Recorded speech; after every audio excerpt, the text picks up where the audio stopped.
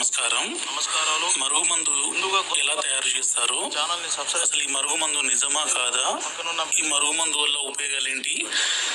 ఈ వీడియోలో తెలుసుకుందామండి. అందులో అతి ముఖ్యమైన ఈ మరుగుమందు అనేది మన పూర్వకాలం నుంచి ఉన్నదండి. ఈ మరుగుమందు వల్ల ఉపయోగాలు ఏంటంటే, ఏంటండి? వీటికి మన మాట మరుగుమందు మన భర్త కానీ భార్య కానీ పెడితే చాలు. అలాగే ప్రేమికుల మధ్య సమస్య ఉండి అమ్మాయి అబ్బాయి మాట వినకున్నా, అబ్బాయి అమ్మాయి మాట వినకున్నా, జరుగుతుంది. అత్త కోడల మధ్య సమస్య, తల్లిదండ్రుల మాట విన పిల్లల సమస్య, వీటన్నిటిని మనం ఈ మరుగుమందు ద్వారా అరికట్టవచ్చండి.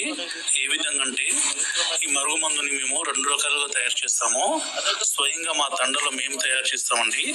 అందువలన ఎలాంటి చిన్నపాటి సైడ్ ఎఫెక్ట్స్ కానీ, ఎలాంటి చిన్నపాటి అనారోగ్య సమస్యలు కానీ ఉండవు. ఈ మరుగుమందుని ఒకటి పసరు రూపంలో తయారు చేస్తాము, రెండోది వచ్చేసి పౌడర్ రూపం అండి. ఈ పసరు రూపంలో తయారు చేసిన మరుగుమందుని బట్టలకి, చెప్పులకి, తలకి, శరీర భాగాలకి పూయడం ద్వారా ఎంతటి కఠిన మనసున్నా, ఎంతటి కఠిన హృదయం ఉన్నా సరే వాళ్ళు ఖచ్చితంగా చేంజ్ అయిపోతారండి.